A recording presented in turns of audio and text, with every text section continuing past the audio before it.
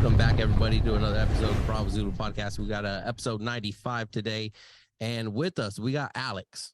Alex, me and Alex used to be stationed together a good old long time ago in Sigonella.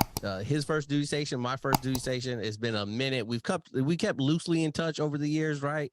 Kind of, I guess, reconnected. I don't know how long ago on Facebook. As you guys watching can tell, Alex got this nice, healthy, like fucking middle, Eastern European beard thing going, right? Like it's beautiful, it's lush. I'm jealous. He's not in no more, right? He got out. You got out after your first enlistment, right? I did. Yep. Yeah. 2009. 2009. So, first thing we're going to do, right, is we're going to kick it off with a quick, like, rapid fire. Alex, could you tell us the top 5 reasons why you joined the Navy back in 2004, 2003? Yeah, 2004. Top 5 reasons? I don't really have 5 reasons probably for you. I mean, I tried the college thing.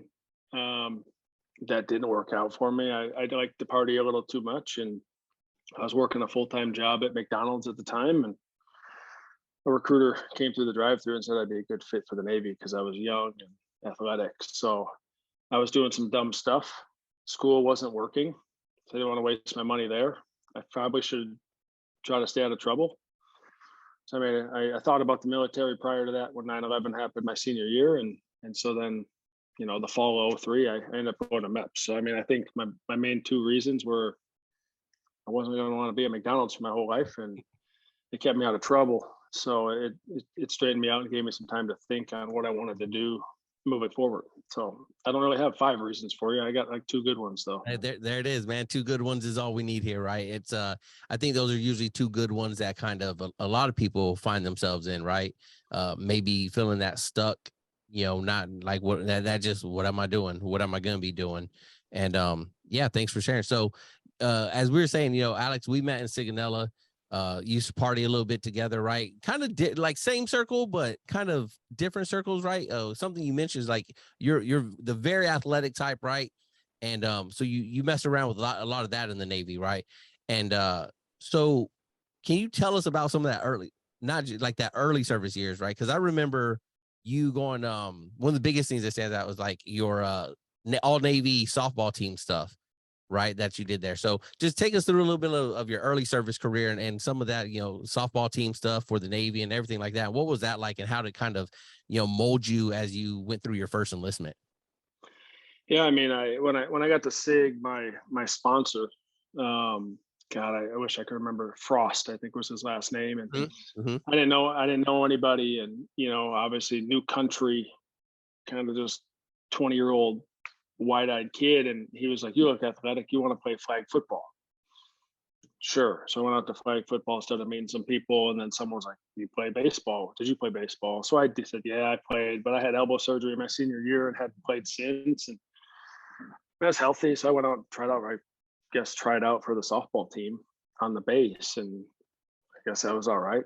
I guess I hit it pretty well, and I had a bunch of older guys there that took me under their wing and taught me how to play slow pitch softball. If that's like it's kind of funny to say that because it's underhand, not that difficult to hit, right? And Yeah. then I did that from basically when I got there in 04 in September through, we played all the time on base league stuff or whatever. And then, someone told me, "Oh, there's this all Navy team." And I didn't know anything about it. I had some of the older guys had played. They put my name in. Like I put my name in and they gave me a good reference. And so I went over in 06. I came back to the States and tried out for the Navy team. And kind of funny story, first day of tryouts, I ran to first base and rolled my ankle pretty bad. Didn't find out. I didn't go to the doctor because they said if it was broken, I'd have to go home. So I taped it up and played and made the team. And like 8-10 weeks later, I was back in the States, actually about to go on deployment with the squadron I went to. I had gone to the doctor and they said, "Oh, it looked like you broke your ankle a while ago." So maybe like 10 weeks ago, probably. So it was healed. It's fine or whatever now. But yeah, I made the Navy team. In 2006,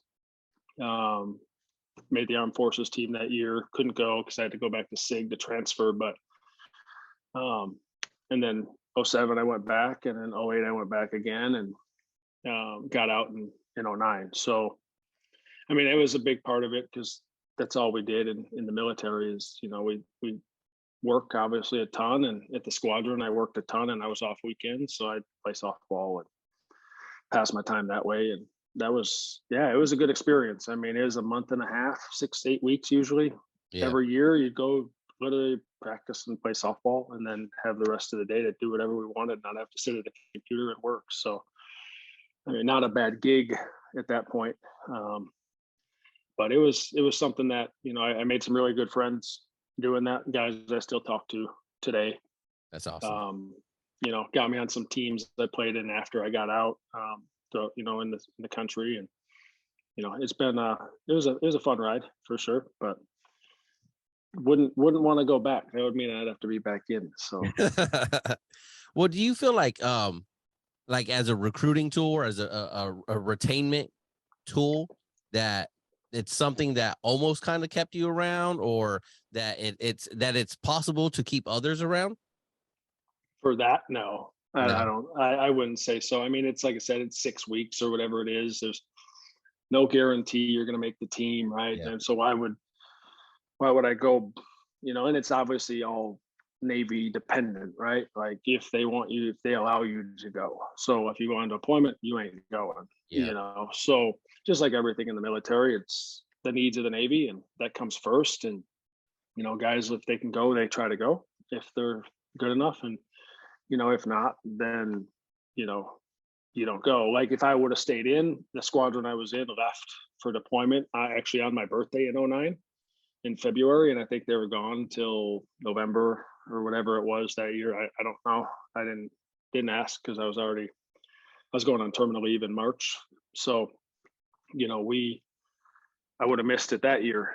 So if I'd have went, I'm gonna play softball, would have missed that one. And then who knows like what happens the next year, and then and where you end up duty station wise, and, Yeah. and whatever. So I was just very lucky that I had a good SIG was very good to me when they allowed me to do that.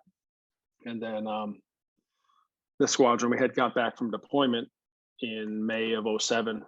I flew back to Virginia and literally flew back out to meet the boat. Like I didn't even know we were on deployment.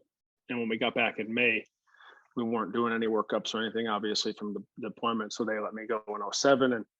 And then same in '08, they were nice enough to let me go because they knew I was getting out at that point. I had already made up my mind I was getting out, and they're like, all right, yeah, you can go. So it Yeah. was it was nice. I mean, I was very blessed that squadrons I had and the command and SIG allowed me to do that. So When you were started, so you say you're working at McDonald's, right? You're kind of feeling that stuck, kind of like, don't want to get in trouble that you can kind of see, whatever levels of trouble that is. And you're starting to think like, I'm gonna join the military. At what point in those first 4 years, 5 years, where you're like, okay, I've learned my lesson of not to get in trouble, or and figured out the college thing, or figured it, you know what I mean? Like kind of figured out, okay, I've hit my grown up spot now. mhm. This is all I'm doing. When was that? What was that like for you? When was that for you? I mean, the trouble, like going back to that, I had a buddy get arrested for something fairly serious.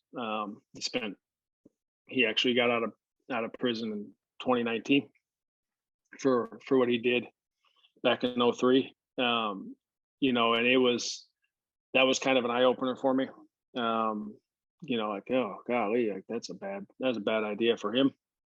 And so that was kind of part of the reason why I was like really thinking about doing that, the military thing. And once I got in, I mean, and our job was boring. I mean, SIG was amazing. I mean, we shore duty, 21 years old, travel around Europe on weekends if we wanted, make trips wherever we wanted to go. And, we didn't have to work crazy hours, and so I had, that was probably a bad experience to start with. Like, oh, this is the Navy. I have to do these in 20. And then I transferred back to Italy or back to the States and end up in a squadron, F-18 squadron in Virginia. And I'd go to the quarterdeck to check into the command on the base at Oceana. They're like, oh, they just left for deployment. And I was like, well, damn, my sponsor didn't even tell me. Like, I had no clue. Fuck. They flew me all the way back to Virginia just to literally fly me all the way back out to, I don't know, Bahrain or something, Mm. 2 weeks later to meet the boat. So I did one deployment there. I think I got out there in, I don't know, beginning of November, and we got back Memorial Day weekend. I was like, that sucks. And I the job wasn't for me. Sitting at a desk, being an SK at the time, more of an AK doing all the aviation stuff. But SK at the time, I think it switched right when I got out to LS. But um, it wasn't my thing. Sitting at a desk all day and ordering parts, and I knew that wasn't kind of what I wanted to do anyway. Growing up, and I wanted to do something a little more active, and so I made a decision. Probably right when we got back from deployment, I was like, all right, it's '07. I got a year and a half ish left. I'm probably going to be done. I honestly hated our job so much that I volunteered to go to Iraq on an IA billet. And that was right after deployment. I volunteered, put my name in the hat. Like 3 months later, the LT called me in the office, and he walked by the shop and he was like, Puskarich in the office. And I was like, oh shit, what'd I do? And he sits me down. He said, remember that email you sent me about going to Iraq? And I was like, oh yeah, from like a few months ago. He said, yeah. He said, well, you're selected. You leave in January for training. And I was like, all right, when do I get back? And he goes, you get back beginning of April '09. Perfect. I get out in April '09. No problem. So did all the training, met two really good friends. Actually, the one who probably got me to move to Arizona after I got out was there. And yeah, we went to the training, and then they told us after training 3 months, they said, no, we're not going to go to Iraq. The CNO nixed it, so we're not going. So back to the command I went, and I knew for sure I was done. I was getting out. I said, I'll figure it out, and I had a lot of people, especially at the end of '08 when the economy started to crash, telling me I was an idiot, master chief, senior chief, whoever the hell else. And I said, I'm getting out. I don't care. I'm done. I don't want to do this for the rest of my life. So I got out. They all told me I was dumb. Wasn't dumb for me, Yeah. Looking Yeah. back on it, and it was a good decision for me at the time. And I think, like I said, 5 years of the military was great for me, though. Straightened me out. Ended up paying for college. And, a few years later, I decided to use my GI Bill and, paid through pretty much my whole master's program even. I think I paid out of pocket for a handful of classes only. So, it was pretty good. It was good for me. That's awesome. That's good to hear. Like it's one of those like actual success stories, right? Because we as me, me now being in fucking 18 years in December, right? Like you hear about a lot of young cats, getting out. And I hate when people are like, nowadays it's always like, hey, what's your plan when you're getting out? I tell people nowadays, I don't care about what their plan is, right? You're a 22, 25-year-old fucking adult. That's your problem for your plan or not plan, right? And a lot of chiefs will hate me for that, right? They'll be like, nope, they're still your sailor. No, they're not. No, they DD 214 in hand out the fucking front gate. I got people here I got to worry about now, right? That's not my problem anymore. They could go and fucking fail or fucking succeed, but that's on them. So it's awesome to hear that you were headstrong enough to not fall into that trap of people telling you, you ain't gonna be shit, this and that, and still succeed. And we'll get more into, what you're doing now and your kind of path like that. But what during your time, what would you say like your best moment was serving? Oh, Jesus.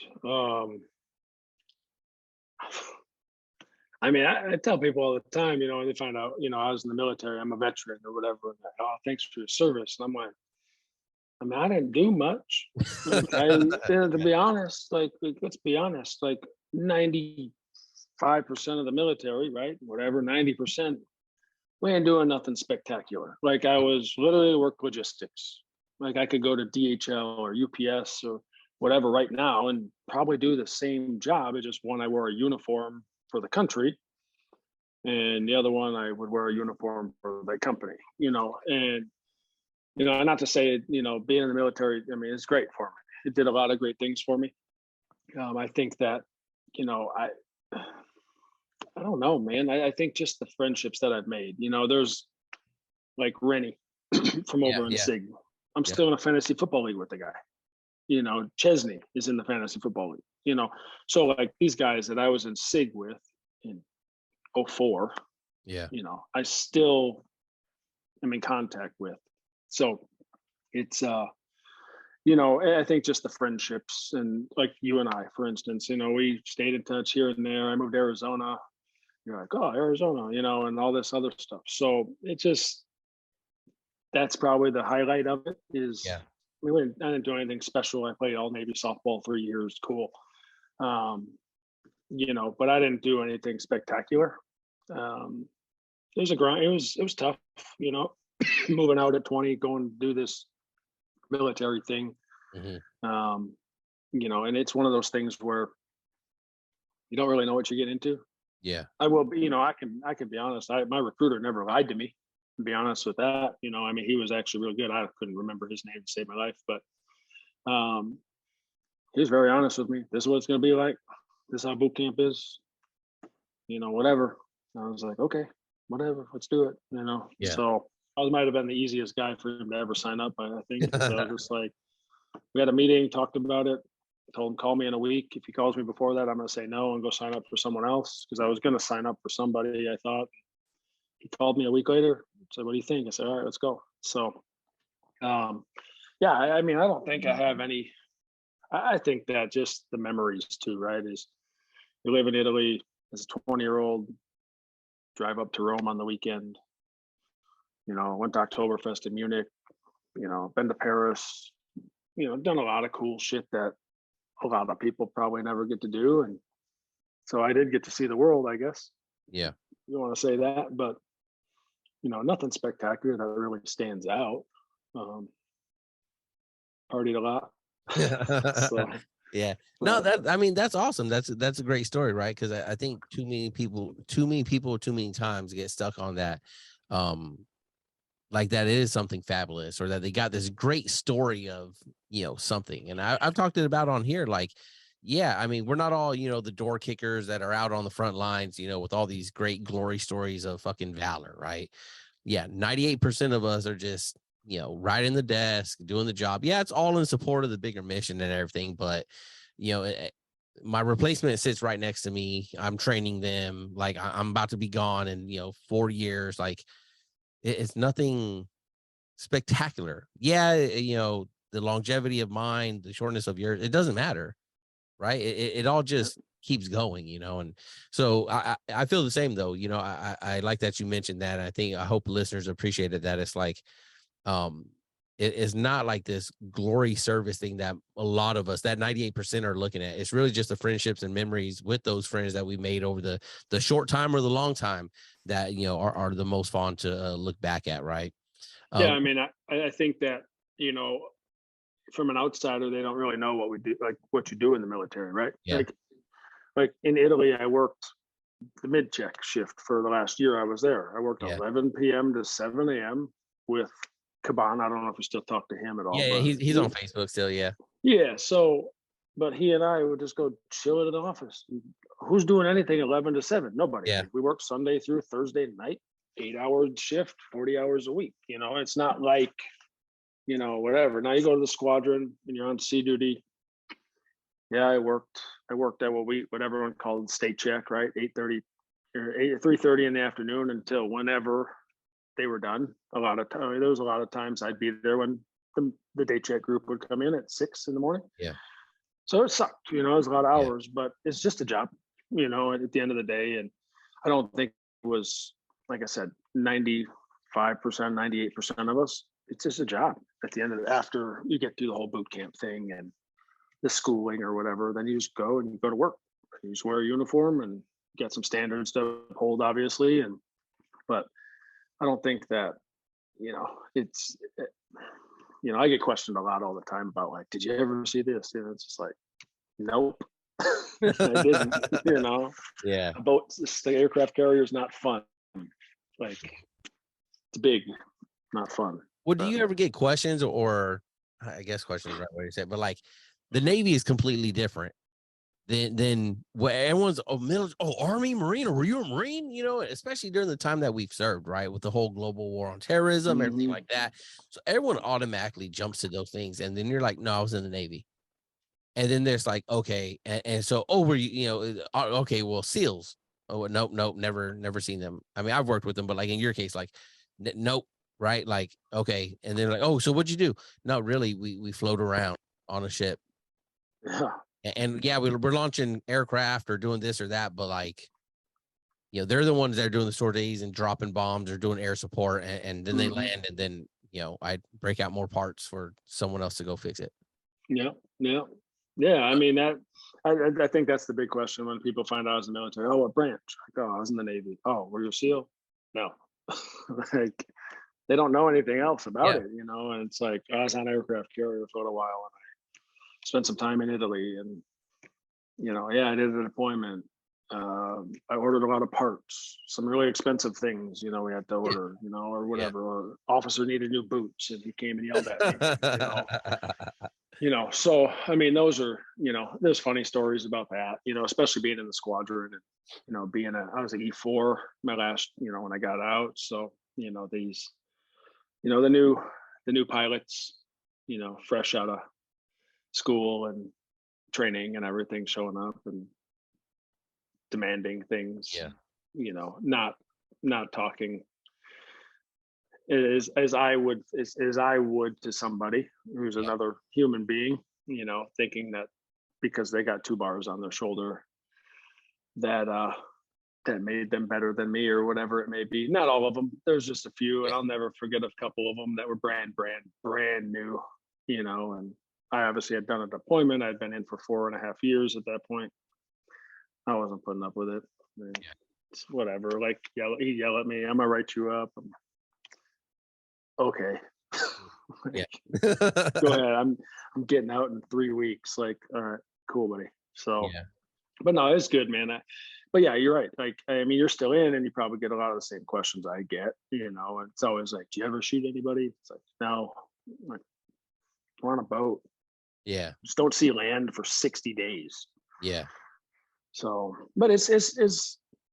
I mean, yeah, I look back on it, and I'm glad I did it. I feel proud that I did it. But it was just another job, to be honest. Yeah. If we look back at it and be realistic about it. How much have you shared like with your wife now?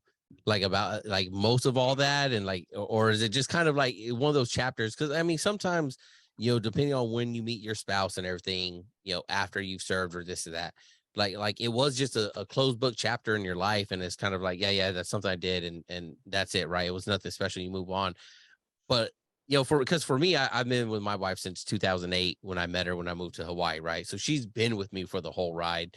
She Hmm. comes from a Navy family. She's well versed, Hmm. right? Your wife, like, what was that like? Kind of like divulge much, some, not much, not all the parting stuff, but like, what was that like? I mean, she knows about the partying. Yeah. Like, that was well before I met her, right? And she knows.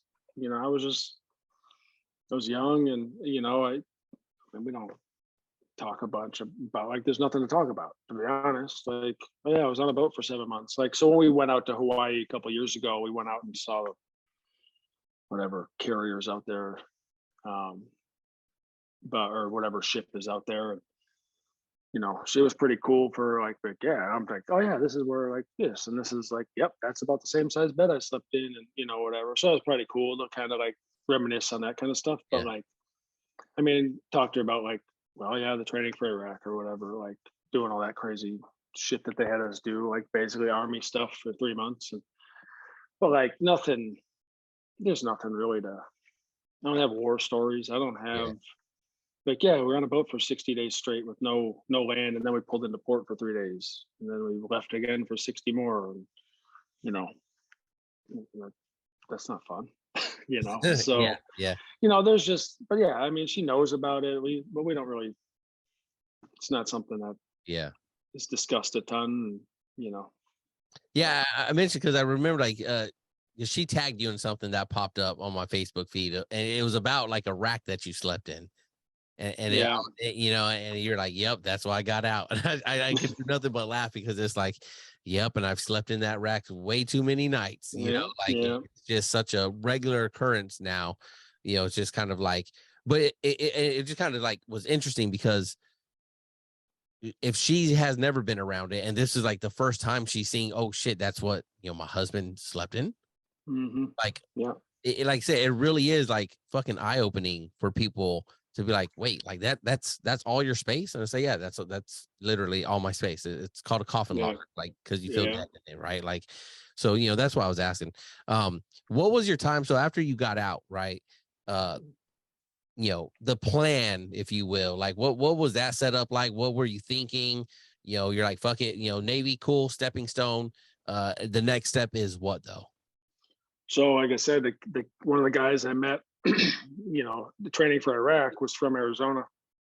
He was stationed in San Diego. So after we didn't go to Iraq, we all went our separate ways, but we stayed in touch. And another guy who was in with us, he was in Virginia, so we'd hang out a little bit after or whatever. But the guy in Arizona, like I'd always wanted to be a police officer.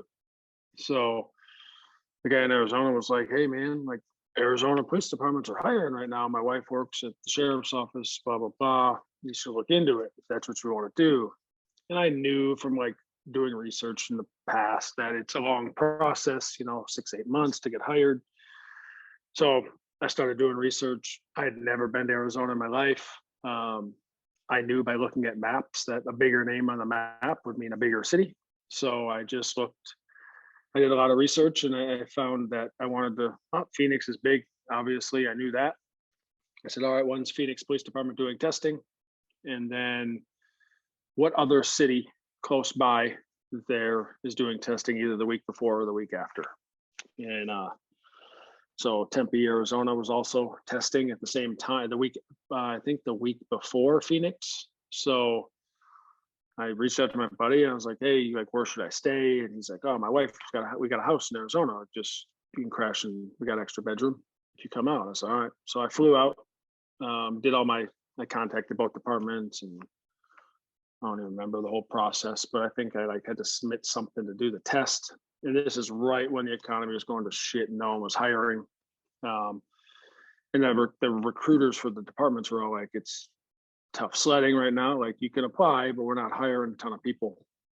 I think Phoenix went on a year and a half almost without hiring anybody, something like that, some crazy amount of time. And so I went to the Tempe one first and sat down in a room with 600 other people or something like that. Fucking A. And they were doing one test a month, and they were having that many people. And so I did the test, and from I was out of state, so I got to do my physical test the next day, and then they put me through the interview the next on Monday, and then a polygraph on like Wednesday. Like got me through like the first 4 parts, so I'd have to make minimal trips out, and then Phoenix, I did the test Friday, and then the physical thing on Saturday, and then there's a waiting game. That was like October, I believe. I did that, and I didn't hear anything back from anybody. We ended up going on a workup for the deployment, I think beginning of January. And I'm pissed because I'm like, I'm getting out in literally 2 months and I'm trying to find a job. And you guys are making me go out to fucking North Atlantic for 3.5 weeks when I can't have my phone. What if someone calls me to interview or whatever? Sure enough, we pulled back into port, turned my phone on. I got 4 voicemails from the departments, like trying to get a hold of you, trying to move forward with the process. You need to call us back. If you don't call us back, we're not. So I called them back like that night. I did a phone interview with the one department and like sitting in my parking lot of my apartment complex. And I think I was on the phone for 2.5 hours. And he's like, "All right, well, I'm going to move forward with the background check and we'll let you know." I was like, "All right." So the other one, they had me fly back out and do some more testing, like a polygraph and something else. And then I think St. Patrick's Day, I was already on terminal leave. And St. Patrick's Day, they had me come out, the department that actually then finally hired me to do my final physical test and psychological test and a ride along. They said, all right, cool. And if you passed everything, you're on the list to get hired. And yeah, then it's just a waiting game at that point. No idea because the economy was going to shit. And I just was confused on if I would get hired. I'm on terminal leave, so I'm good for another couple months. And then April 20th, they called me and said, hey, you start pre-academy May 17th. Here's what you need. I was like, oh shit. So I packed up my car beginning of May and drove all the way out to Arizona by myself. Stayed with my buddy. He was getting out. Stayed with him through that year. And then I moved in at the time with a girl I was dating at the end of that year. So, but I got through the academy in my first few months of training there. And then, yeah, I just kept doing that. I did that for 3 years and, work patrol overnight weekends. So I got to see some shit there. And a lot more excitement than the Navy. I used my GI Bill. Started in the fall of 2012. So, yeah, that was just fun. We'll say that.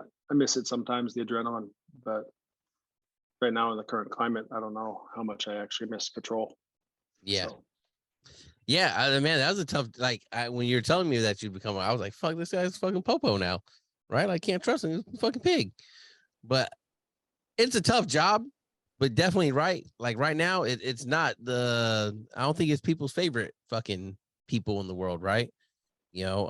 Even without the climate right now, right? I think a lot, and being from Phoenix area, the West Valley, Peoria, and shit, like. Good neighborhoods, but not the best neighborhoods, right? It's like oftentimes you feel like, yeah, the cops there when you don't need them, and then when you need them, there's no cop around, right? So I mean, I can feel like I can't feel how you guys feel because I've never done it, right? But I could imagine that it is a tough job, and especially if you're trying to be, the best cop that you can be, and a good cop. I know another guy right now. He's a cop over in Georgia somewhere, right? And it's like.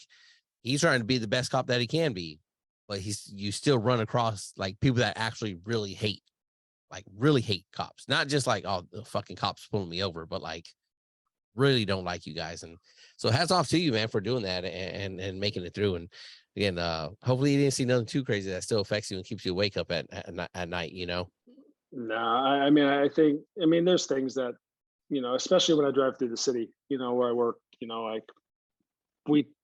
she knows, my wife now knows some of this. I didn't know her at the time.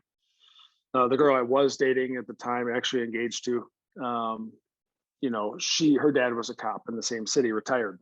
Mm-hmm. And so she grew up in that family and in that lifestyle, but for her, she told me like one night she's like, this is different. It's like, yes, I love my dad, but like, it's different, Yeah.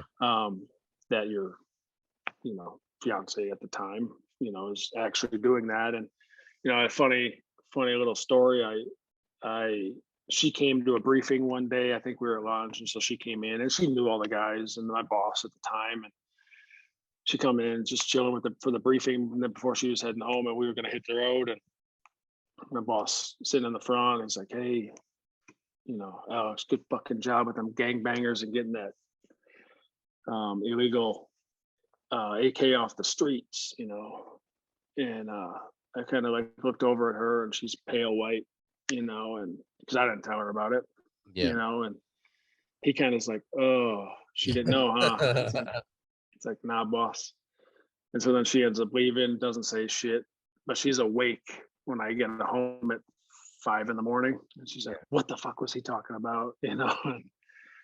But we just knocked on the door, and for a guy who had a warrant in a hotel, and when they opened the door, they had a fully loaded AK-47 chilling by the door. It's like, oh, Yeah.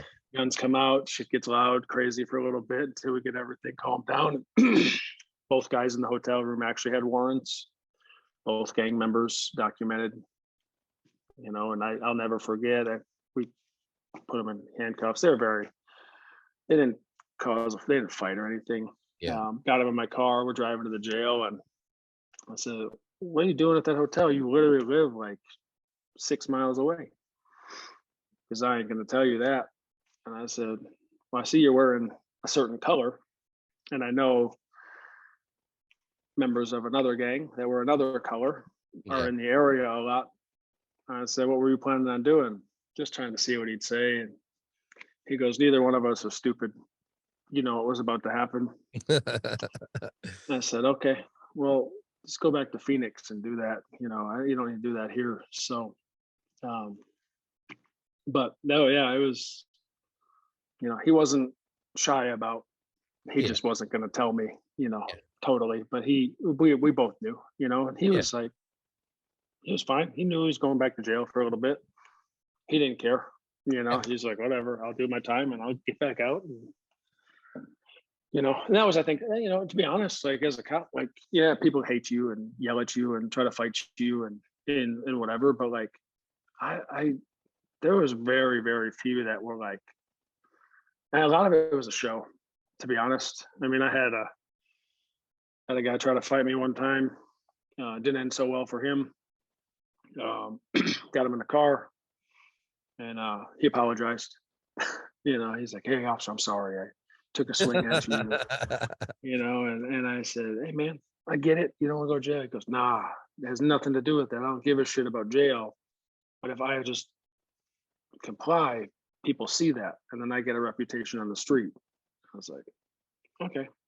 He goes, so if you ever see me again and you try to arrest me, shit's going to go down again. I said, okay.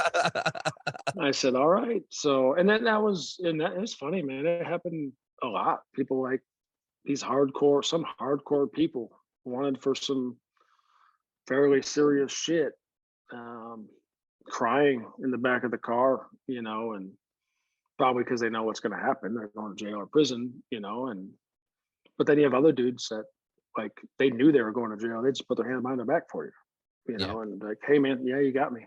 It's just a game, Yeah. you know, and it's a game, really. Cops and robbers, real life. Yep. So it was good. It was fun. I got to experience a lot of things. It's made a lot. It's really molded me to kind of who I am today and how I do things today. And my, I guess I don't know, my mentality. I guess I'm kind of just, especially for what I'm doing now, is just kind of laid back and I don't stress little things at work because nothing what I do now is urgent. It's Yeah. all can be thought out and you can have a conversations with people, whatever. So um but yeah, it's yeah, just then we went back to school. So that was fun.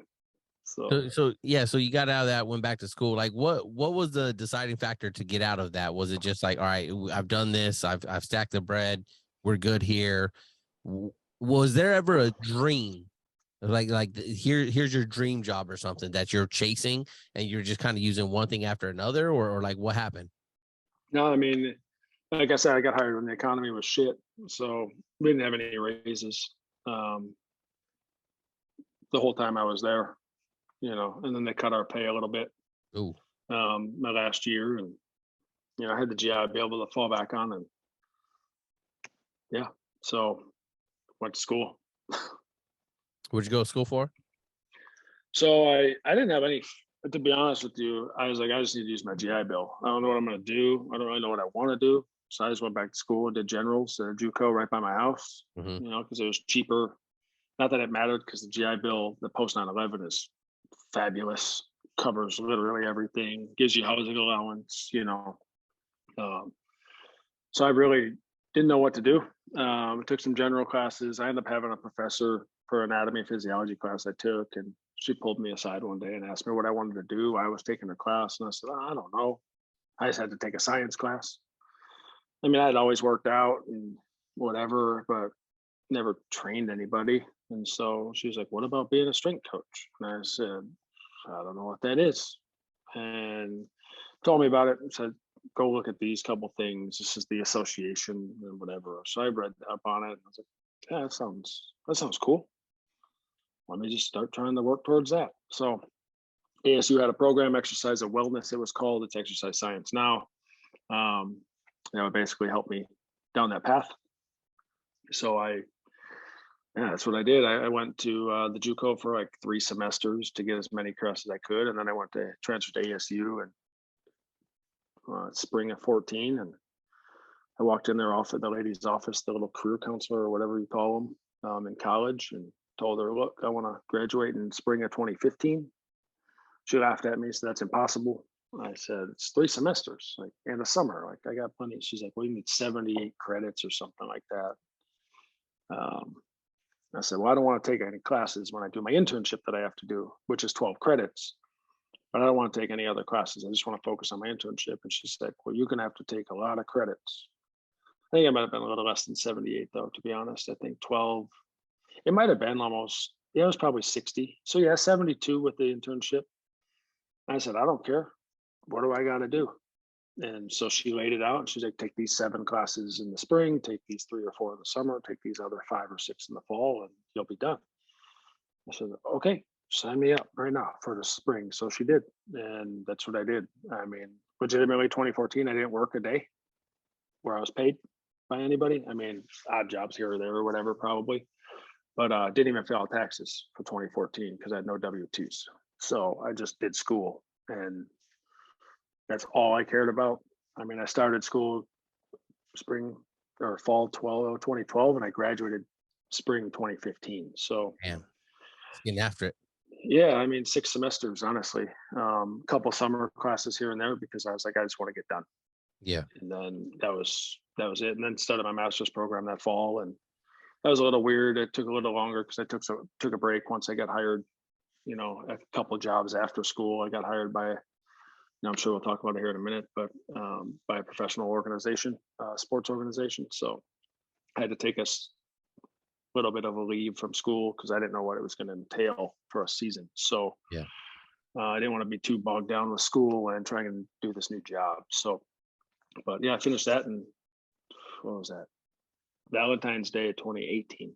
I finished my master's program. So it was no 2018. So it was a little longer than it probably should have had to been. It could have been. I could have been done a lot faster, but yeah, it was just school, school, school. It seemed like, and then once I got done, it's like no more school. So no more school for me. I'm done. Nice, nice. Yeah. So take us into that. So you went to school, you did all that, right? And then what was the hiring process like? Because oftentimes I hear a lot of young kids, they're like, "Oh, I'm gonna go to school for this. I'm gonna go to school for that." There's all these great things, and it's like, all right, that sounds cool, right? But something I hear from like you and other people I've talked to that have actually had success, what I consider like great success outside of the Navy, which means not in a fleet concentrated area, working as a contractor or as a federal worker back for the military, right? Like getting out, cutting ties, going forth and doing great things is like there was kind of some luck, but luck is just that preparation and opportunity, right? Meeting each other at the right Mm-hmm. time and boom, knocking down those doors. Mm-hmm. But like doing the research and getting into it. So what was that like in trying to get that job that you ended up landing, and how that took you places? Jesus. I mean, that's a big question I would get like a lot of times when I was doing it. I mean, even it started before that. I mean, so the internship I got was in Boston, Massachusetts, so just outside Boston, Oh wow. at a place called Cressy Sports Performance, and he's very well known in the strength and conditioning community and in the baseball community. He trains a lot of baseball guys. He's got 2 facilities now, one in Florida, one in Massachusetts, and I knew I needed an internship. I was told, you can do any internship as long as they can meet our criteria. You just need to apply for it or whatever. So I reached out to them initially because I had followed Eric, the owner, like the name of the business, for a long time, just like reading articles of his and stuff. And I reached out, and the business manager got back to me and was like, "Here's our application packet." I was like, "All right, fuck it." I applied for it, did an interview, was accepted to another internship in North Carolina, like immediately because I was a veteran. The guys like, "I love veterans. You guys are always usually like on your top of shit and whatever.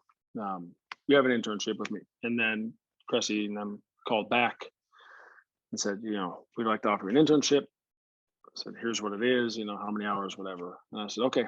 So I took it, sold all my shit, packed up whatever I could in my car, drove my ass out to Boston from Arizona. So I made a stop in Wisconsin on the way because it was Christmas. Right around Christmas, we started January 2nd, the internship. So I left Arizona like 21st or something and spent some time with my parents in Wisconsin and then finished the drive, but 42 hours total drive, which was miserable. And then did that for 5 months. And I volunteered at a place in Arizona, kind of a smaller, they have multiple locations, but they're not like this huge training facility. But I volunteered at that place, a place when I was in school, went over there a few days a week when I could. And that same company offered me a position after my internship in Arizona at another location that I didn't intern at, I volunteer at, but I took it. So that I had a job right when I got done with my internship, and I drove back to Arizona.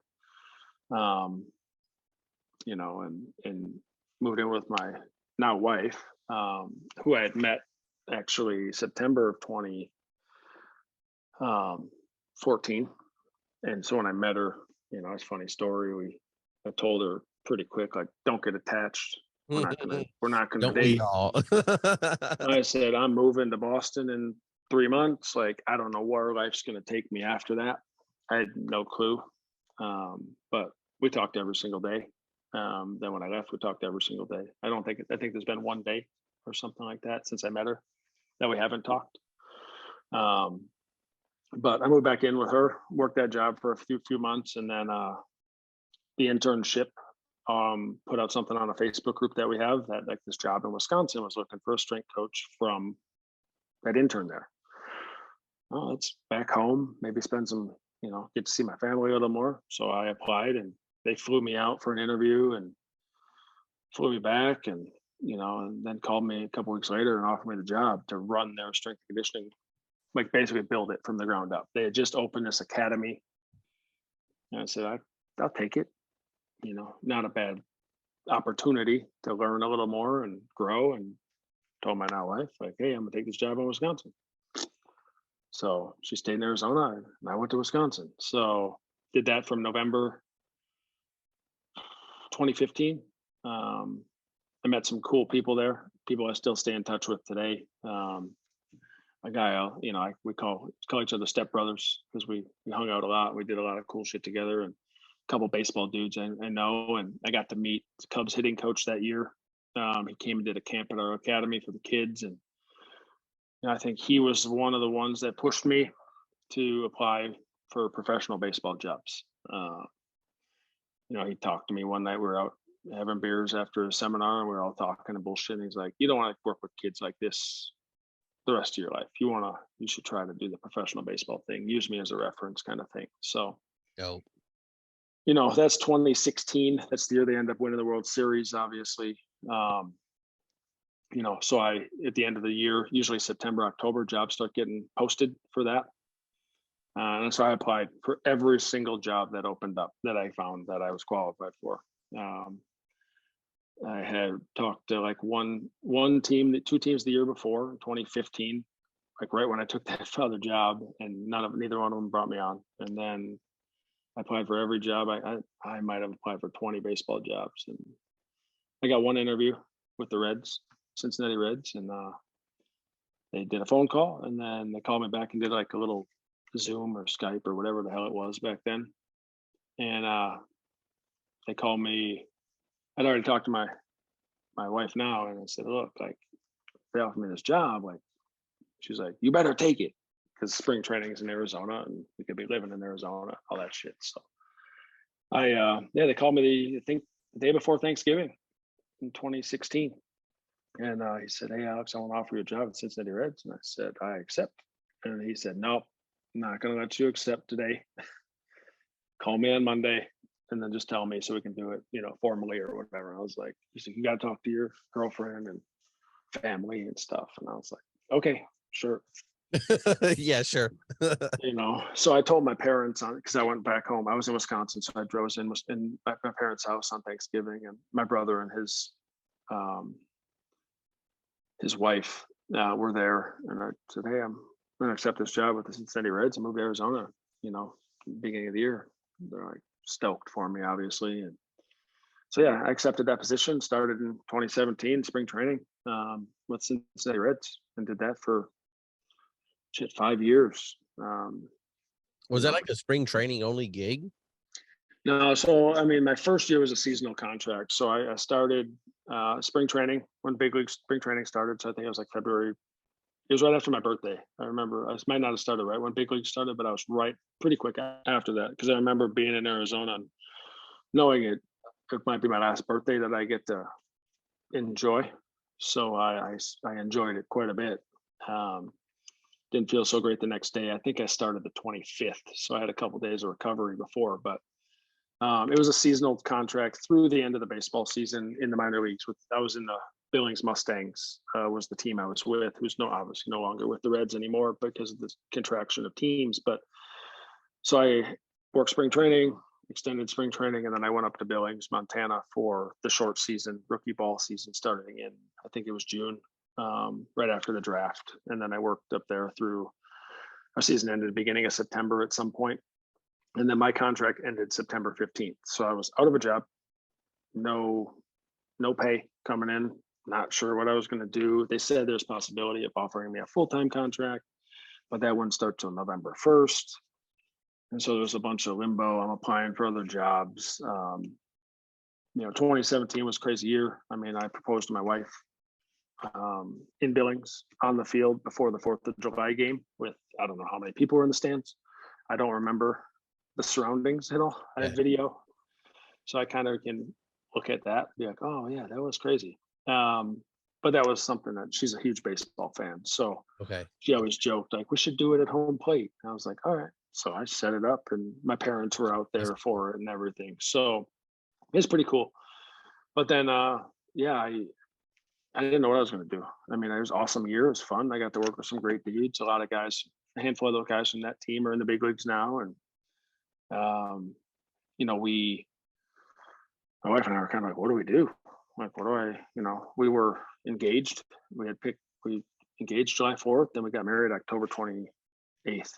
So very short engagement.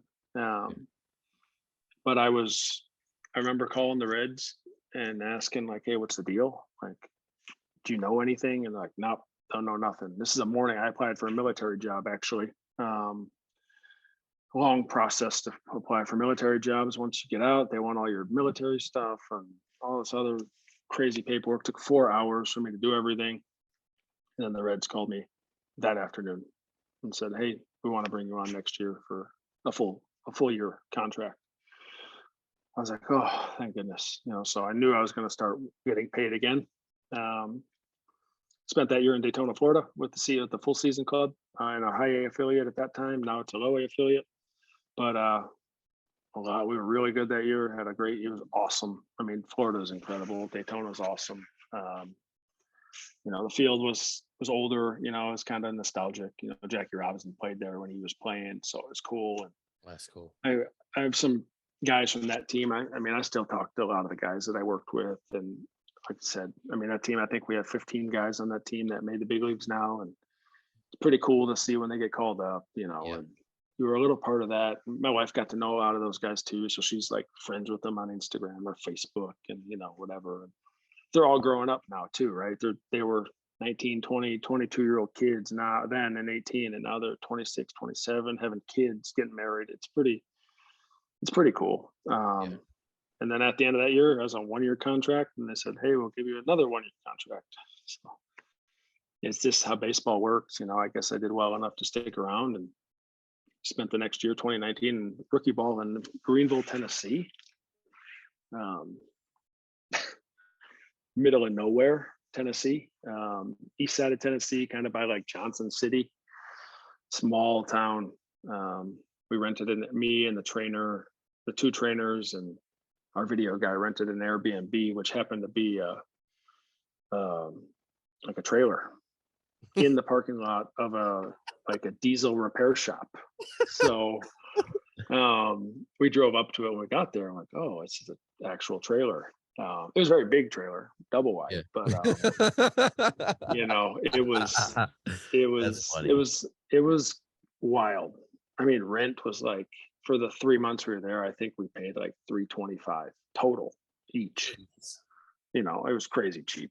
Coming from Arizona, you're like, this is it. That's it. So but it was fun. It was a good season. I mean, being a rookie ball again was a little hard at first, knowing like I wasn't going to be. I was supposed to move up a level, and I didn't because of some things that went on, and nothing wrong with that. I mean, it was good. And then, my contract was my contract was expiring again, but they were through the end of the year, so that was kind of nice to know. Like after the year, we'd have till Christmas at least to figure it out.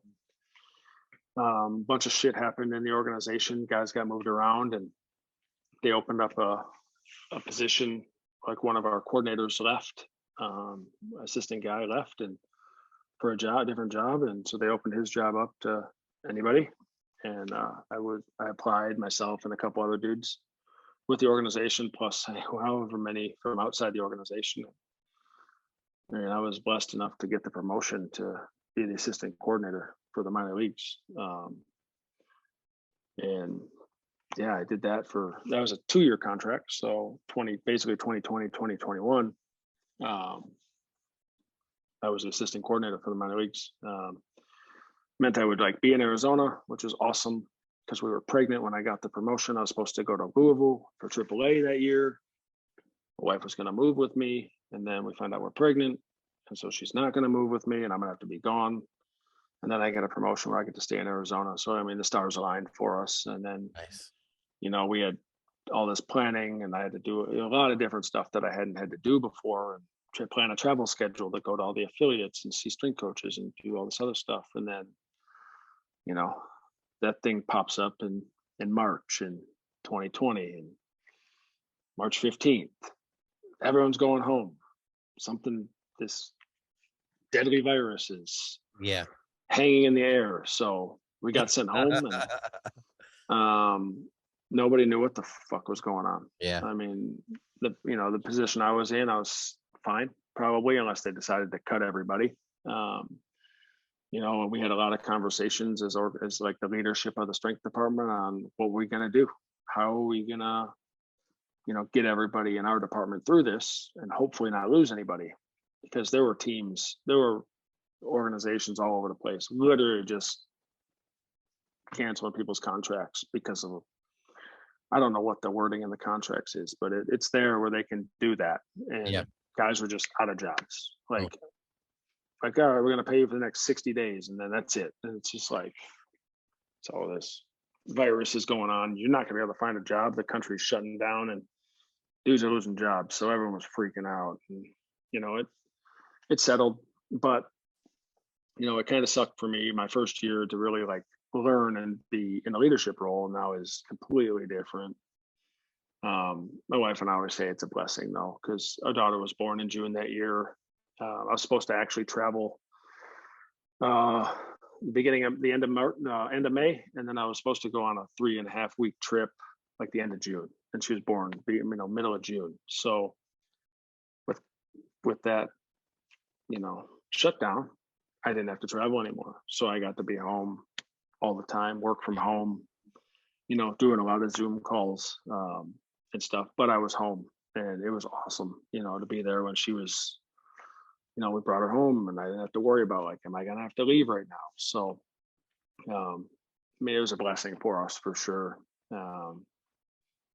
We just, raise this little baby and do a lot of Zoom calls, and she was on a lot of Zoom calls with me when she's up, But everyone loves seeing her. It's kind of fun, and maybe and then we got back to work, and I don't know what it was, maybe October we went back to work finally. And actually had a few people come in, obviously a lot of protocols and shit in place. And then off season, I got moved over to a different role.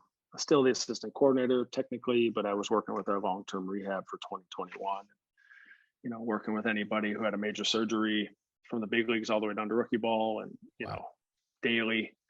It was tough, just because I was working 6 days a week again.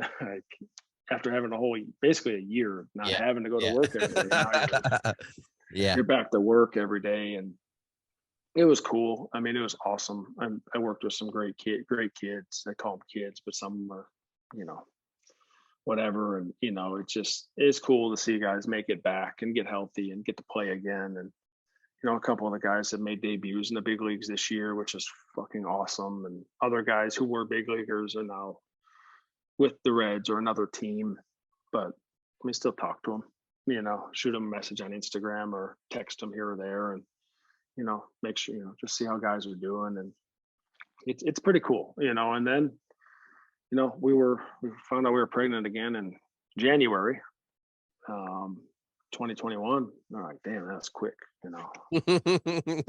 but it was, yeah, I mean, so you're working, my wife's working still a little bit here and there because we only, just our daughter and babysitters and stuff, family helping out. And then the bomb dropped on us March 1st. COVID stuff's still an issue, so I can't go to the ultrasound for the first ultrasound. And I'm at a baseball practice with the high school I was helping at the time. She got done with the appointment. I was like, everything good, baby good, just one, right? She's like, yep, everything's good, healthy, doctor's cool, it says everything's good. I said, all right. I got home. She had the ultrasound pictures, big old profile picture of this baby just laying there. And there I flip in. What the fuck is that? I said, are you okay? What is that bump right there? I said, no, it's baby B. I literally, I mean, I'm not ashamed to say it. I probably might be the first time she's ever seen me cry. She was crying. She's like, you're so happy. I was like, no, like, no, like we need a new house. We need new cars. You know how many diapers that is? You know how many bottles? Like, we're never going to sleep, and so. That's great. Yeah. Found out we're having twins. Complete shock. No twins in the families, either one. Oh, wow. Yeah, I was going to ask that. So it's nothing that runs in the family. Just no, man. It's all your fault. Yeah. So we found out twins. So then I'm like, oh, boys, girls, one of each. Like, what are we going to, And so obviously we find out later, 2 boys. And yeah, it was whirlwind after that. I mean, pregnancy wasn't fun for my wife. She did not enjoy it at all, especially then with 2. She's like 5 feet tall, 5'1". So as you can imagine, when she got a little closer to the due date, life was rough. And we have a toddler running around. So it was tough. I was working still 6 days a week. Literally, I worked the day before the boys'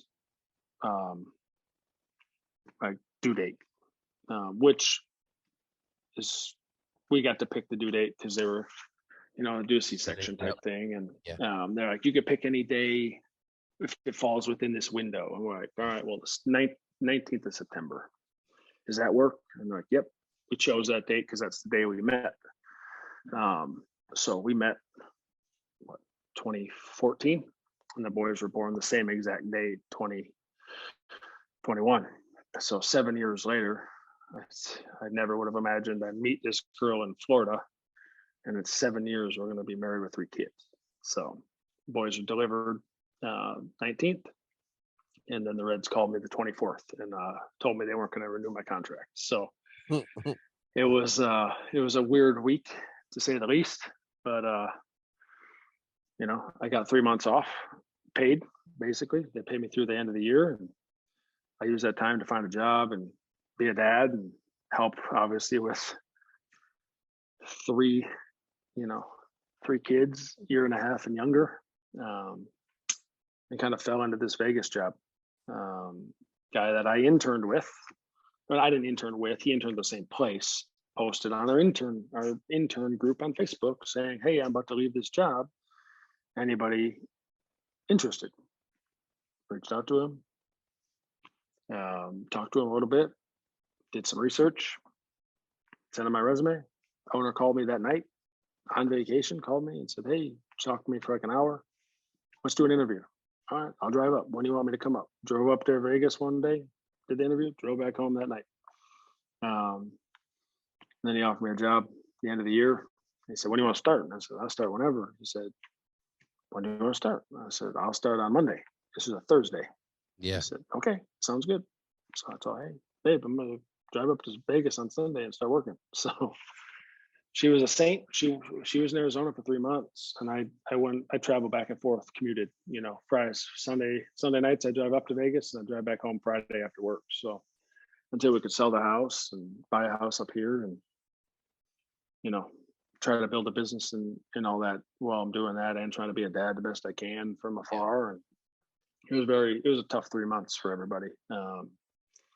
Her a lot more physically, because the lack of sleep and whatever. Me probably a lot more emotionally than I actually realized, just not being able to see my kids every night, and every day, because that's all I'd known, since our daughter was born. So but yeah, now I'm here in Vegas. I'm the director of performance of the facility here, and train athletes all the way from like 12, 13 years old, all sports, up to I got a handful of big leaguers.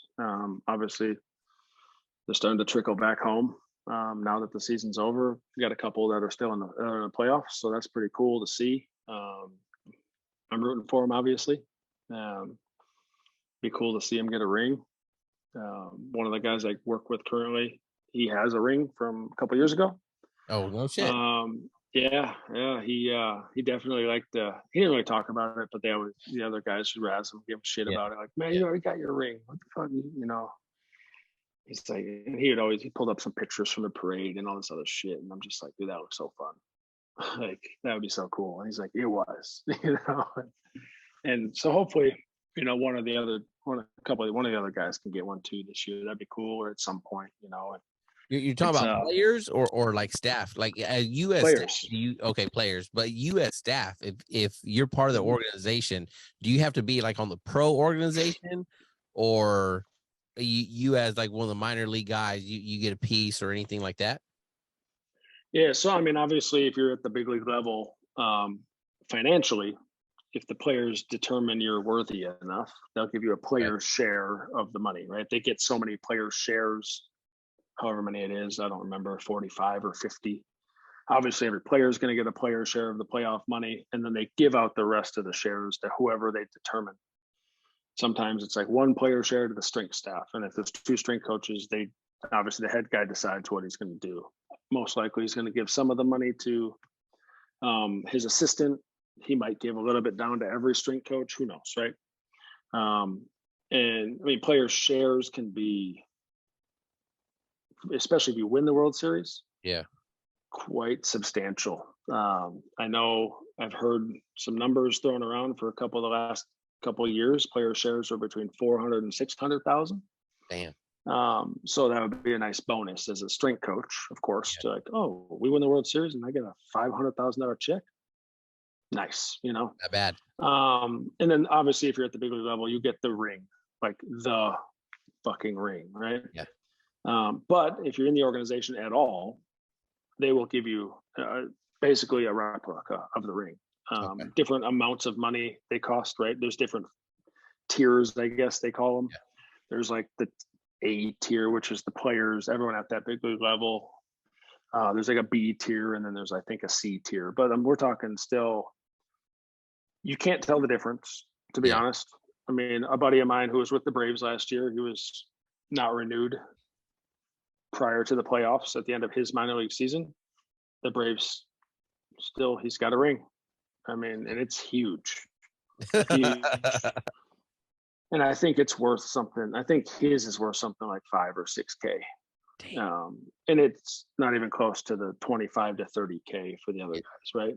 But it's the same ring. It's legitimately, it's got his name on it. It's pretty cool. I mean, it's huge. I was just like, holy shit, that's big. That would have been cool. Like, I wish, at some point, I could have been part of that, but it wasn't in the cards. We almost got one in 2018 in the minor leagues. We lost in the championship, so we would have got a ring for that, of course, if we'd have won, but we didn't. So it'd have been cool, but I'm where I'm at is where I'm at, and I enjoy it. I get to be home every night with my family. I work a lot of hours during the week, but I have weekends off, holidays off, vacation days, which that's not a thing, obviously, in pro sports. Your vacation is the off season, but if you get to a certain level, like the coordinator level, you don't really get an off season. You're still doing shit. You're still doing phone calls. You may not have to go to work all the time, but you still got to work.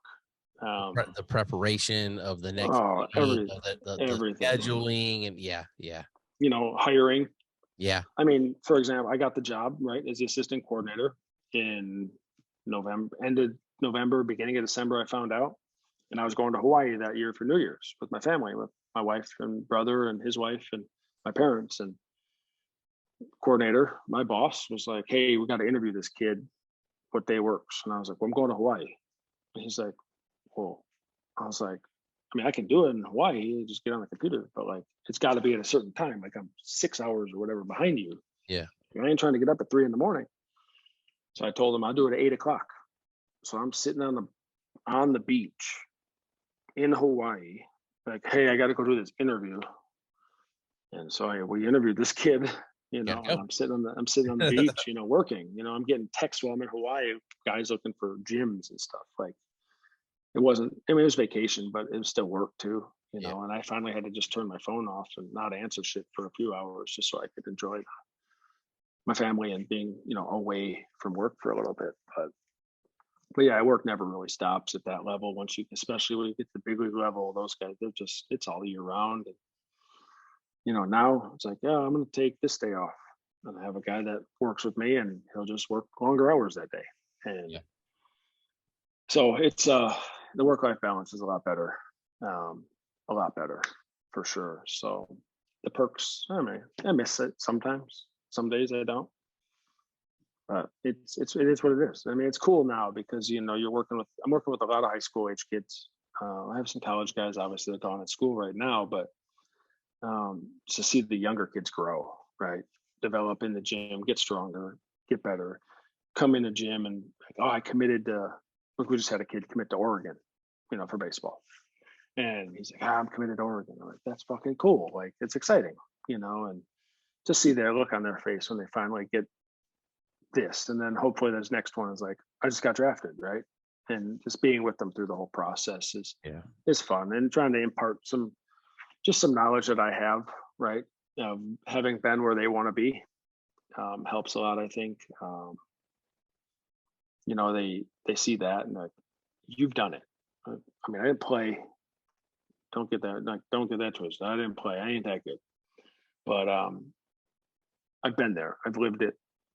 I've, But is that where a lot of the fulfillment comes from, right? It's like, they say those that can't do teach, right? You could do a little bit, but now you again just kind of come across it, right? It's kind of lucked up into this area where yeah, you feel that you can give back to these kids and give them something that maybe you didn't have, you didn't get. Because again, we're talking 18 years later, the progression of that exercise, the physical strength, science, and mhm. everything like that leaps and bounds over what it used to be.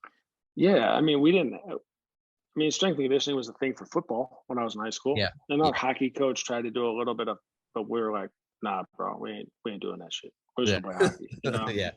Whereas now, like, if you aren't working out as an athlete in high school, you might still be good. Like, it happens all the time. There's high school kids that you see here in Vegas or Phoenix or whatever. They don't work out, but they're good. But then they go to college, and they're going to have to lift, and they're Yeah. going to be behind the eight ball, and they're going to be struggling. And guys get physically better, obviously, as you move up. Then you get the pro level, and you got freaks at the professional baseball level, Hmm. like just genetic freaks. Got guys that, man, we had a kid 6'5", 230 pounds, had no clue how strong he was. He deadlifting like 405, and I was like, that's easy, buddy. You need to go heavier. He ended up going 565 that day, literally the same day. And I was like, what have you been doing? Like, you're obviously strong enough to lift it. Why have you been slacking off? And he's like, I didn't realize I could lift it. And so it's like, but now he's 20 years old, out of high school, drafted, and had no clue. And you got high school kids now like, oh, I'm gonna go play college, I'm gonna get drafted. And it's like, I don't think you realize like the work that these guys put in, Yeah. and me being in the rehab sector last year with the team, and now the place I'm at now is like has a PT clinic as well. So I get these kids that come out of rehab, like from their surgery, to come over to me, and they start working with me at 3 months after surgery. And I'm like, look, I was exactly doing this with pros last year, this is how hard they work.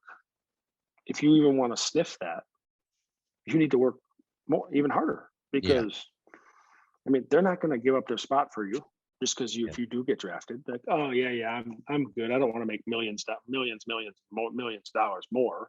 I'm cool. No, they want to keep playing and make more money. So it's just like it gets harder and harder, and I think that if I can impart that a little bit on a high school kid or even a college kid that I work with, it's like you're going to play this game for a certain amount of time. You know, ideally, you're the one that gets to decide when you're done, but there's not very many people in any sport Yeah. that get to decide and walk away on their own terms. Yeah. It's very rare, right? So, um, you know, I mean, obviously we see it a lot this year, right? Pujols, Molina, you know, all these guys, you know, they've got to kind of walk away on their own terms, but that is so rare But even that at that, right? It's like, is it them? It's not them at their prime or shortly after their prime, where it's like it's just them kind of still on the team, still getting some at bats. It's kind of yeah, there, right? It's a yeah. great example. I think Tom Brady this year, right? It's like I don't even follow sports anymore like I once did, but I know he's not doing that good. I know he's got a lot of family issues, and it's like last year. I mean, he hung it up. He retired. That would have been on his terms, whereas Hmm. on a high, and now you come back and it's like, there was that the cliff, right? Did he fall off the cliff and he didn't even realize it coming back? You know, and Hmm. it's like even if sometimes they say they think it's on their terms, but it was that 1 year too long. Yeah. You know, and Yeah. I mean, yeah, it happens. And you never want to say like, oh, I should have retired a year earlier or whatever. But yeah, I mean, it's tough, you know, especially if you've been in the game so long. Like, you got to think about it too. Like those guys, like these guys, that's all they know. yeah, You know, like if you're Tom Brady or however fucking old he is, 45 or whatever, like he's yeah, been playing football for probably 35 years. He knows nothing else, you know, and Pujols probably been playing baseball since he was 2. He's probably like 50 right now. We just don't know it, you know, and like um great baseball player, you know, great yeah, baseball player. And he doesn't know anything else, you know, and so I think that's where it can kind of be hard, especially for guys towards the end of their career. Like, not that they need to do anything ever again. They've made more money than they can ever spend, their kids could ever spend, right? hmm But I think it's just that, now what? You know, like, what do I do now? So they maybe stick around a little bit too long. But I mean, but that's rare, right? A lot of guys, they get the phone call and say, hey, we'll let you go. And then they're yeah, done. That's it. yeah. Like, Never see him again. Never hear from him again. yeah. I mean, and in the minor leagues, I mean, you see it all the time. Guys are just living the dream. They're playing pro baseball. And literally that night, like we would get emails as staff, like the morning of, after the game, these are the moves that are going to happen. Release so and so, release so and so. So I'm in the clubhouse before the game. I'm in the dugout during the game, talking to a dude. He's telling me how whatever he's doing all this preparation, knowing in the back of my head, you're going home tonight. Like, Yeah, I'm not gonna. It's not my job to tell him. The manager's job to tell him. And you know, there were times where I'd have to go like, hey, manager, like, hey, Alex, go grab so and so. I knew exactly why he wanted him, but I'm like, hey, so and so wants to talk to you. And I'd walk away or I'd stand right outside the door, depending on my relationship with the guy. And I knew it was coming. And a lot of times it's hard. It's hard. yeah, You know, you build a relationship with guys and then they get told like, you know, that's it. And that's grown men crying, of course. Knowing like I might not get another opportunity. Um, it's tough, you know, but it just, the next day life goes on too, which sucks, you know, but it is what it is, what it's got to be, right? When I got let go, you know, when the Reds told me they weren't going to renew my contract, you know, they filled my spot, no problem, real quick, you know. mm, So I was a commodity, just like you said earlier on the thing. Like, you're training the guy that's going to take over for you. Like, if you left tomorrow, someone's going to jump in your spot. yeah. Same Nobody. thing Yeah, in pro ball. So it's a business, you know. And you know, I learned that in 5 years. You know, pro baseball is a business. I never expected to be with the Reds for 25 years and retire and be done. And never expected that. It came to kind of a little abrupt ending. Didn't really have like a reason that they had. They kind of gave me a BS reason, lied about some shit, which kind of frustrated me. But it's a good thing I'm out.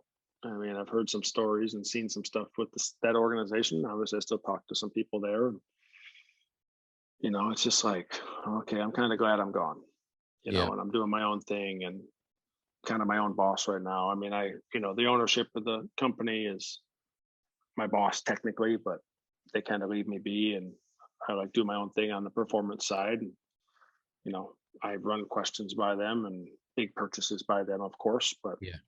they don't really bother me when it comes to like how I do things or the schedule or whatever. They're just like, just make sure there's somebody there. All right, no problem. So, yeah, man, it's a blessing to be out now and seeing it from the outside, and what I was missing. Time at home, putting my kids to bed, uh, waking up and having breakfast with my kids, Yep. stuff that you Yep. can't ever get back. So I feel you on all that, man. I feel yeah. you on all that. There's something that me and a lot of my friends talk about here. That fatherhood thing and trying to be all that. And the military is hard. Mhm. If existent at all, right? It's hard. Much of 2020. Same thing. That March 15th, I went to telework. I didn't go back to work until I transferred. And then even at that, when I transferred, it was to a pre-com, and I was like, shit, I'm in at 9, I'm gone by 11. Right. And those were like those, my son just having turned 5 on Tuesday. Like I've been at home for like almost his whole life.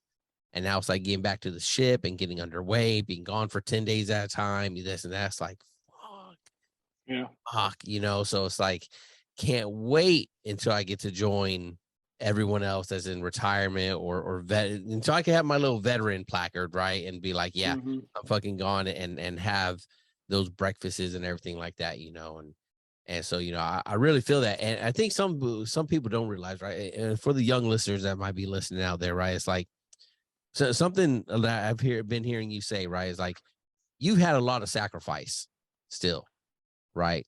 It doesn't matter if you're in the military or not. If you want success anywhere in life, there's going to be a sacrifice somewhere, right? Hmm. And you sacrifice that time away from girlfriends, fiancés, wives, kids. You still sacrifice it, but it was more of your own choice to sacrifice and not a, here's your order, go march, right? But Yeah. you still had to do it for the success that you were looking for.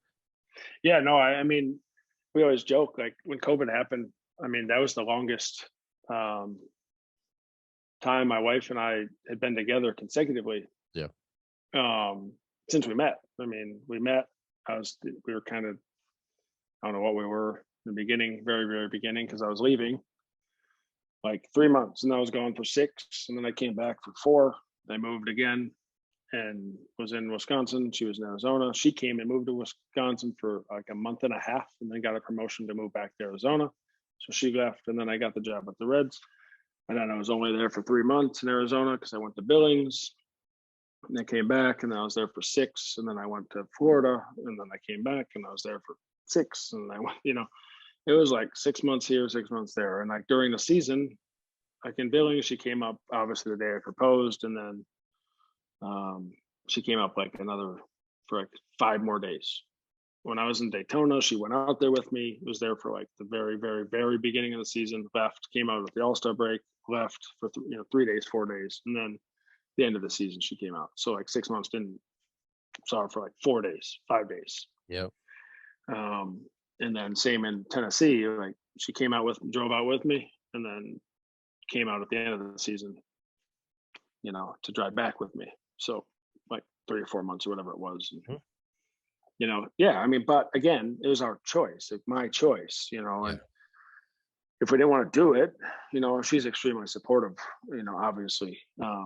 She's been like, you do what you got to do. When I got this Vegas, when I even applied for it, I talked to her, what do you think? And she said, I support you, whatever you decide. If you think it's whatever, let's do it. I said, all right. And then when I got the call, I was like, I'm going to take it. And she said, okay. So, she ran the household. She still does now. Like she's obviously stay-at-home mom right now because babysitter for 3 fucking kids can't afford that, you Mhm. know. So stay-at-home mom, she's incredible. I mean, I I mean, we'll do this, and we're in a good spot, you know, uh, with my job, with the kids, her, um, financially, we're doing all right, and I think we'll do this. We'll ride it out. We'll see. I mean, will we end up somewhere else? I don't know. I mean, being that I've done this now for what, 8 years almost. There's times I get phone calls or emails about other positions and from people that I know, or a lot of like military people that I've connected with who work with military, like the H2F program for the Army and stuff.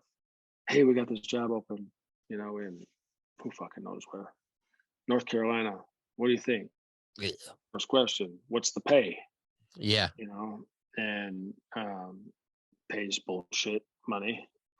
And I'm like, no, not even worth me thinking about it, And Yeah. I mean, before I got the job here in Vegas, I was the finalist for a job in Coronado, um, working with a certain command out there, as you can Yep. imagine. I'm familiar.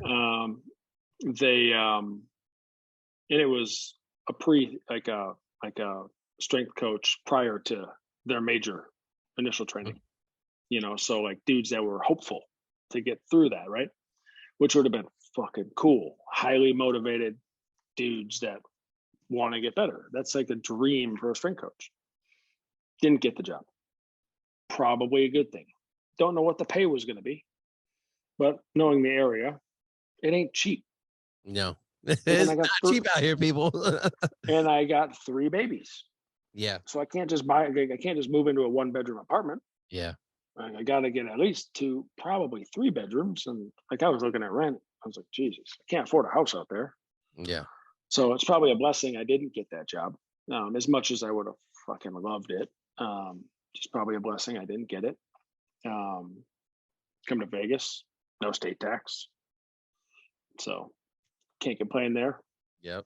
But yeah, man, but now it's my choice, right? Like in the military, you ain't got no fucking choice. When I was up for orders after SIG, they're like, you have this squadron or this squadron, both in Virginia. All right, give me whatever one you want then.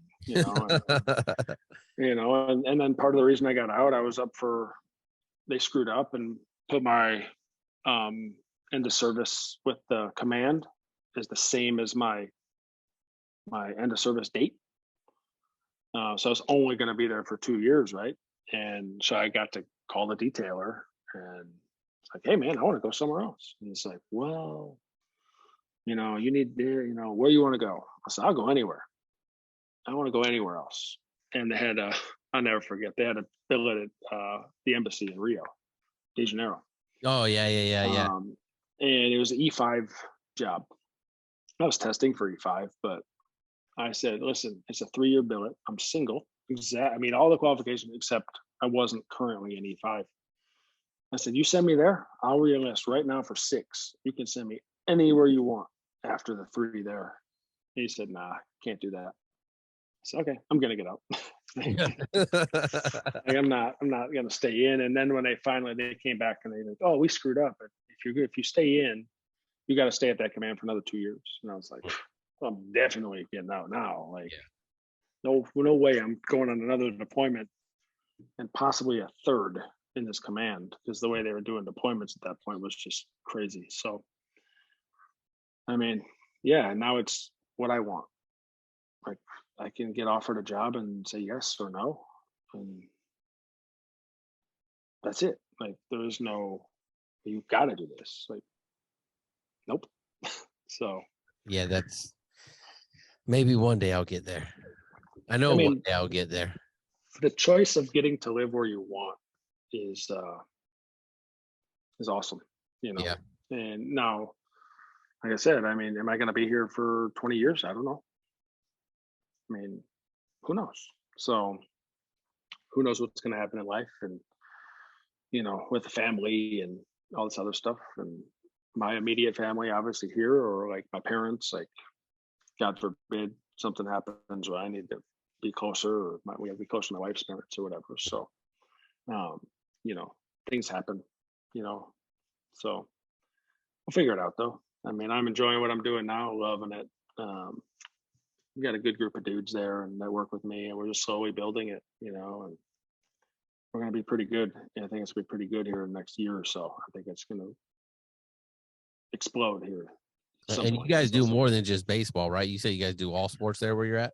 yeah, I mean, I got majority baseball because that's what Okay. the ownership is known for. They've been training baseball players for 20 plus years. And, but I got a basketball player and some tennis players. I had like the fourth ranked tennis player in the country at like 14 years old.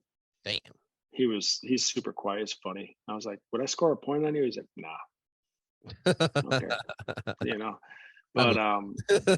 and I was like, I want to try. He's like, no, you don't. I was like, all right.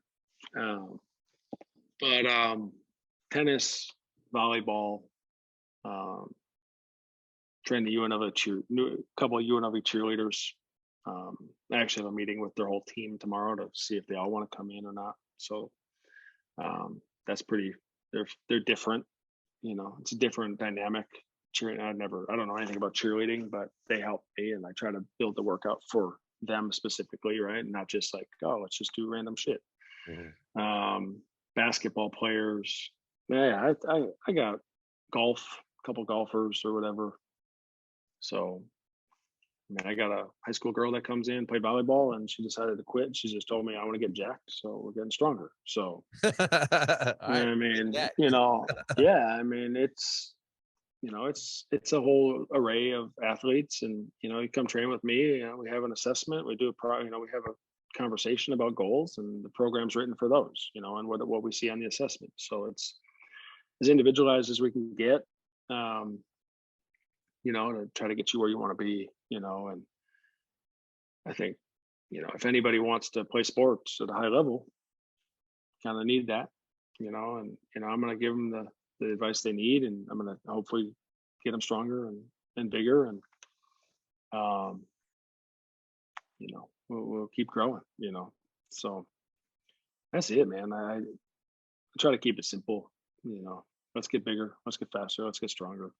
It's cliche, but it's true, especially for younger kids, and we don't Yeah. need all that fancy shit. It's just lift some heavy stuff and you'll get better, and then let's continue to do that until you're where you want to be. So That's awesome. That's awesome, Alex. We're hitting that 90-minute mark. It's getting late into the night. We'll go ahead and wrap it up here. One last question before we actually wrap up, right? There's gonna be that hard one, right? It's like maybe not so hard. For those sailors, those first termers right now, those second termers right now that might be listening, right? What is it, quick rapid fire advice that you would give them as they're like, fuck the Navy, I hate it, I'm out this bitch? What would you tell them? I mean, if you hate it, for sure, get out. I mean, you'll figure it out. I think ideally have a plan. Don't just decide one day I'm getting out in a week. And right? Like I knew probably 9 months before my EOS, like I was getting out. So I started to make a plan, right? I don't think I've never met anybody who just decided like a week or two before their contract was up, like I'm done. I don't think I've ever met anybody like that. Most people that I've met who've gotten out are like 3, 4, 5, 6 months prior, like I'm done because I'm not looking for orders. I'm not signing a contract. So fucking do some research. Figure out what you want to do. It's like you get out. If you have terminal leave, that's good. That would give you an extra 2 months or whatever, to figure out what you want to do. But you should have some sort of idea. I mean, I kind of did, right? Law enforcement. But obviously, you got your GI Bill. If nothing else, just go to school. It might suck. You may not want to. Obviously, don't go to school if you're not going to finish, because the GI Bill, like they cut you off at like 3 years or some shit like that. So don't start it until you're actually ready to use it. But have some sort of plan.